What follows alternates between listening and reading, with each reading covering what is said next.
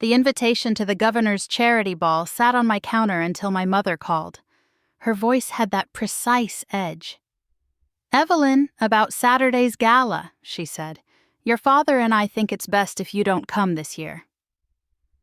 I was in my home office with 20 grant proposals, each a plan for a child's future. Why? The guest list is refined. The governor, senators, serious patrons, the sort who give real money. We don't want you to feel out of place. On my desk, the checkbook for the Calder Education Trust lay open to a carbon copy from last month, $1 million to the State Literacy Initiative. With a pen stroke nobody in my family saw, I had become the governor's largest individual donor. "I see," I said. "You know how quiet you get at events. Sabrina and her husband will be there. They know how to work a room. You're happier doing your little volunteer shifts." My little nonprofit had 12 staff, a $50 million endowment from Grandma Rose, and 5 years of impact. I had never told them. It was easier to let their picture of me stay small. "Thanks for letting me know," I said. And she exhaled, relieved. Minutes later, Nadia tapped the door.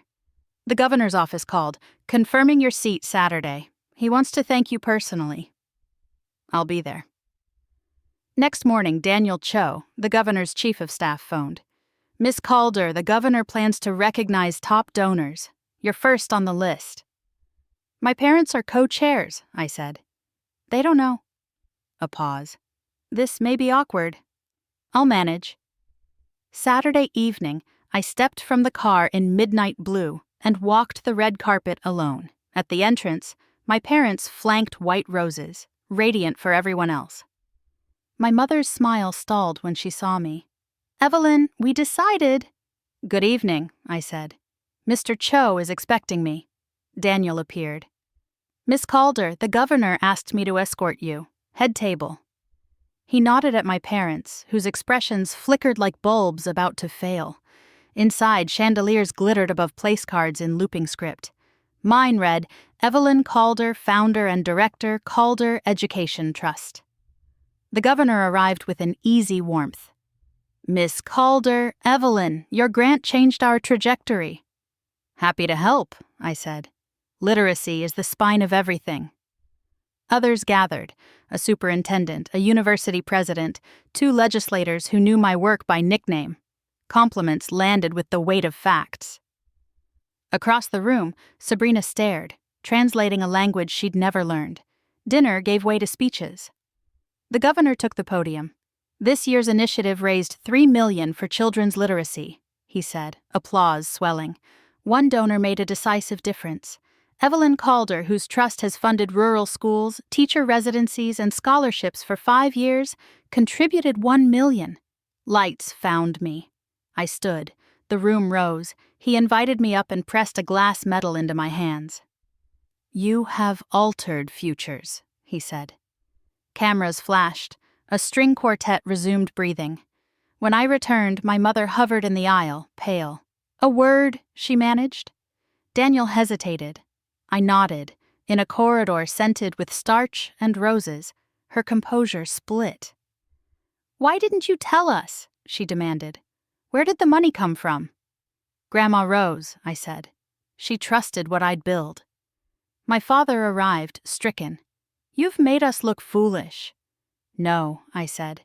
"You made yourselves uninformed." We returned to the ballroom because work waited. Daniel introduced superintendents and principals. For an hour, I spoke language that built my life: outcomes, longitudinal data, cost per intervention, rising fluency. Near 10, the coordinator bent to my parents' table. I caught his whisper and my mother's stillness. By 11, word spread that next year's co-chairs would be different. Loss moved across her face like a dimming marquee: access, status, shine. Outside, my father caught my sleeve. "Please, tell people we knew. Say it was a surprise." "You want a lie to mend a truth?" I said. "That won't hold." The weekend churned with headlines, photos of the medal, summaries of 5 years of grants, editorials about parents who didn't ask questions. Monday, the governor's office called. "Miss Calder," Daniel said, warmer, "the governor would like to appoint you to the State Education Board." Yes, I answered, not to spite anyone, but because the work deserved it. That night my mother called, voice paper thin. We're being dropped from committees. Evelyn, we're sorry, we should have seen you. You should have looked, I said. Not because of the money, before it. Weeks passed. Sabrina texted a heart emoji that looked like a bandage. I sent one back. Spring brought the Trust's gala.